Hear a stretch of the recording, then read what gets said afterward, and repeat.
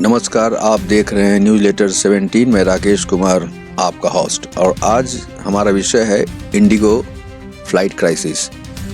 अभी आप अगर दिल्ली से रांची जाना चाहें तो आपको लगभग 60,000 रुपये देने होंगे फ़्लाइट के किराए के रूप में। इतने में आप शायद लंदन पहुंच जाए। ये स्थिति पूरे भारत में बनी है। मतलब बिजनेस क्लास से ऊपर इकोनॉमी क्लास की टिकट की इनका भाड़ा हो गया है। खैर, इंडिगो ने क्या गलती की, आइए इस पर चर्चा करते हैं, क्योंकि ये भारत की एविएशन इंडस्ट्री की सबसे बड़ी कंपनी है और एक डिटेल विश्लेषण इस पे हमारा होगा। भारत की सबसे बड़ी एयरलाइन इंडिगो, लेकिन सबसे बड़ी समस्या भी इसी के साथ। इंडिगो रोजाना लगभग 1900 उड़ानें ऑपरेट करता है। यह भारत के घरेलू एविएशन मार्केट का 60% हिस्सा अकेले संभाले हुए है। फिर भी सबसे ज़्यादा शिकायतें, देरी, स्टाफ विवाद और DGCA नोटिस इन्हीं पे आते हैं। ऐसा क्यों होता है, इसकी गहराई से विश्लेषण करेंगे आज, और वो भी एविएशन टेक्निकल फैक्ट्स के साथ। भारत के आसमान का असली रक्षक है DGCA, यानी directorate general of civil aviation. Bharat में उड़ान से जुड़े हर नियम का असली मालिक यही है, और इसकी जाहिर है कि जिम्मेदारियां भी हैं, और वो बड़ी बड़ी जिम्मेदारियां हैं, जैसे एयर सेफ्टी रेगुलेशन, विमान, कोई भी विमान उड़ सकता है या नहीं, किसे ग्राउंड करना है, किस इंजन में रिस्क है, यह सब DGCA ही तय करता है अपनी जांच पड़ताल के बाद। इसके अलावा एयरवर्दीनेस सर्टिफिकेट जो दिया जाता है कंपनीज को, तो वो किस विमान को उड़ान की अनुमति मिलेगी, यह बिना DGCA के संभव ही नहीं है। इन्फोर्समेंट ऑफ CAR रूल्स, यानी सिविल एविएशन रिक्वायरमेंट्स, ये 50 नियमों की एक बड़ी किताब है, जिसमें फ्लाइट देरी, कैंसिलेशन, बैगेज, यात्रियों के अधिकार, ये सब लिखा है। बट अफसोस हम उसे जानते नहीं हैं। फ्लाइट डाटा रिकॉर्डर जो जांच होती है, जिसे अमूमन ब्लैक बॉक्स हम लोग जानते हैं, किसी घटना में ब्लैक बॉक्स, इसकी जांच भी DGCA ही करता है। तो कुल मिलाकर ये कहें कि DGCA उतना ही शक्तिशाली है जितना traffic police plus court plus कानून, ये तीनों का मिला जुला रूप है एविएशन इंडस्ट्री में। तो आइए आपको ले चलते हैं एविएशन के कुछ हिडन सिस्टम की तरफ। आपको मालूम होना चाहिए कि कोई भी फ्लाइट उड़ने के पहले A चेक से C चेक तक होता है, और इंडिगो ने A चेक C चेक में गलती की है। भाई A चेक और C चेक क्या है, आगे हम लोग जानेंगे। एक्चुअली हर विमान 4 तरह के मेंटेनेंस चेक से गुजरता है। इंडिगो की ज़्यादा देरी इनका सही प्लान न होने की वजह से हुई। A चेक, इसका मतलब कि हर 400 से 600 400 to 600 उड़ान, मतलब इतने घंटे उड़ने के बाद एक छोटा चेक है। ये 6 से 10 घंटे का काम है, इसको किया जाता है। यानी कोई प्लेन अगर 400 से 600 घंटे उड़ान भर चुका है तो उसे इस चेक से होकर गुजरना होता है। इंडिगो ने ये चेक को बहुत टाइट शेड्यूल किया है, जिसका नतीजा ये हुआ कि जरा सी देरी से होने से अगर प्लान किसी चेक में फंसा है तो उसका पूरे दिन का शेड्यूल बिगड़ जाता है। और वहीं C चेक हर 18 से 24 महीने में किया जाता है। इसमें भारी मेंटेनेंस होता है और 5 से 10 दिनों तक विमान को ग्राउंड करके रखा जाता है। इंडिगो के A321 में प्रैटी एंड व्हिटनी इंजन इशू आया था, जिसकी वजह से 20-30 एयरक्राफ्ट ग्राउंड होने पड़े। फिर भी कंपनी ने टिकट ओवरबुक करना जारी रखा, यानी कंपनी ने पैसेंजर्स का टिकट जारी रखा और उसे खुद ये पता नहीं था कि वह फ्लाइट्स अवेलेबल करा पाएगी कि नहीं। यही सब कुछ कारण है जो सिर्फ इंडिगो के साथ हुआ, क्योंकि रूल तो हर कंपनी के लिए, हर फ्लाइट कंपनी के लिए बराबर ही थी। यह सबसे बड़ी रणनीतिक गलती थी वो इंडिगो की तरफ से। और उसके बाद एक नियम और है, वो पायलट का नियम है, जो जनता को नहीं बताया जाता है, क्योंकि ड्यूटी टाइम। अब उसके बाद जो तीसरा चरण है वो पायलट नियम, जो जनता को बताया ही नहीं जाता।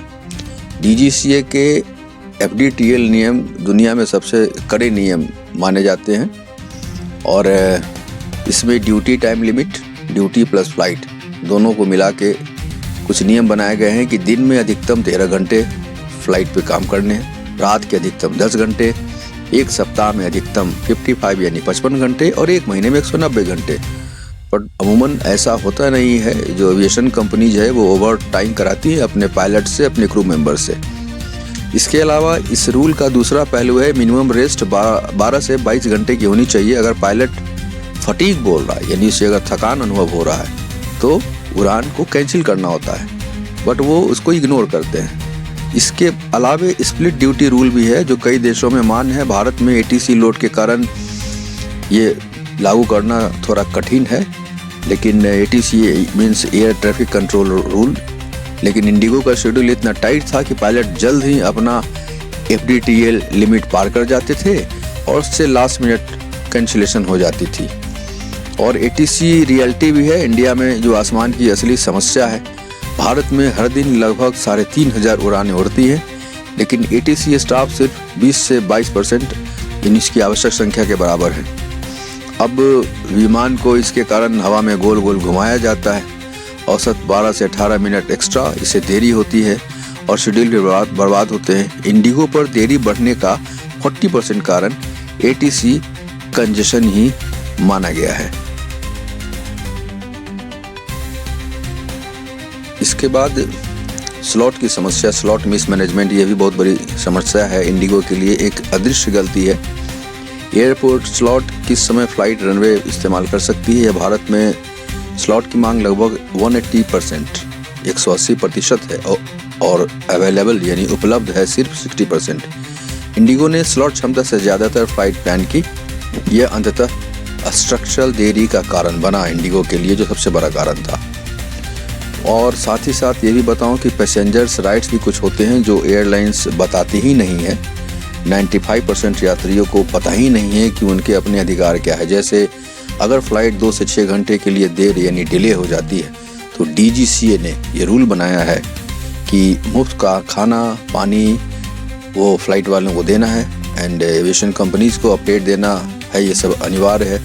अगर 6 घंटे से ज़्यादा की देरी हो तो होटल प्लस अगली फ़्लाइट मुफ्त, टिकट कैंसिलेशन पे 100% रिफंड, अगली फ़्लाइट मुफ्त प्लस कंपनसेशन 10,000 से 20,000 रुपये तक। और अगर बोर्डिंग में डिनाई हुआ है यानी जिसे हम डिनाइड बोर्डिंग बोलते हैं तो 3 गुना किराया मुआवजे के रूप में एविएशन कंपनी को पैसेंजर्स को देना होगा।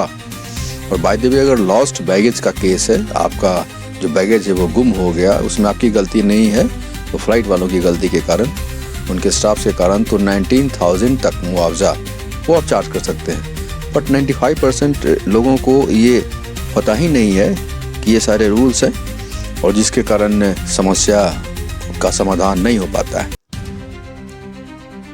इसके बाद इंडिगो के कुछ वायरल इंसिडेंट्स भी हुए जो असली कारण रहा। इंडिगो के स्टाफ विवाद की वजह कस्टमर हेडलाइन ट्रेनिंग में कमी है। एक्चुअली एक बहुत बड़ी ट्रेनिंग का सेशन होता है जिससे हर फ्लाइट पर्सन को गुजरना होता है या एयर होस्टेस को। इंडिगो में कैबिन क्रू ट्रेनिंग वो सिर्फ 3 महीने के लिए होती है और ग्राउंड स्टाफ ट्रेनिंग वो सिर्फ 15 से 20 दिनों में निपटा दिया जाता है। कन्फ्लिक्ट मैनेजमेंट ट्रेनिंग, ये बहुत बड़ी बात है कि आप उलझे नहीं अब पैसेंजर से, या आप किस तरह से कूलली उनसे बिहेव करें, या किसी तरह की समस्या हो, how to manage that. Conflict management training IndiGo वाले देते हैं सिर्फ 6 घंटे। इसलिए गुस्सा बढ़ा, विवाद बढ़े, वीडियो वायरल हुए कि पैसेंजर से इंडिगो के स्टाफ बदतमीजी कर रहे हैं। और साथ ही साथ एक दूसरी समस्या है real crisis. India needs 1000 new pilots per year. ये बहुत बड़ी बात है। भारत में पायलट बनने का खर्च अमूमन 1 करोड़ से 1.5 करोड़ रुपए तक आता है और पैसे की बात तो छोड़िए, ट्रेनिंग स्लॉट ही सीमित है। इंडिगो जैसे बड़े फ्लीट को हर साल 600 से 800 600 to 800 पायलट्स की ज़रूरत है, पर मिलते केवल 280 से 350, मतलब अराउंड 280 to 350 तक। इससे एयरलाइंस लगातार क्रू क्राइसिस में रहती है। तो ये सब बड़े ही ग्रूड और अंदर के कारण है जो लोगों को पता नहीं। तो अब आते हैं कंक्लूजन की ओर, असली गलती किसकी। तो अगर इंडिगो की तरफ से देखें तो इंडिगो की गलतियों में ओवर कमिटमेंट, क्रू प्लानिंग की गड़बड़ी, प्रशिक्षण की कमी जो बिल्कुल क्लियर है, स्लॉट की गलत रणनीति, ये सब चीज़ें हैं जिसके कारण आज ये स्थिति बनी हुई है। दूसरा, सिस्टम की गलती भी है। ATC क्राइसिस, एयरपोर्ट पे भीड़, DGCA पर भार, इंफ्रास्ट्रक्चर कमज़ोर, और साथ ही साथ यात्रियों की भी गलती है कि वो अपने अधिकार को न जानते हैं और न मांगते हैं। तो यह सिर्फ इंडिगो की कहानी नहीं है, यह भारत की हवाई यात्रा का भविष्य है। अगर सुधार नहीं हुआ तो अगला संकट और बड़ा हो सकता है। आप देख रहे हैं न्यूज लेटर 17। मैं राकेश कुमार, खबरें जो बाकी जगह नहीं।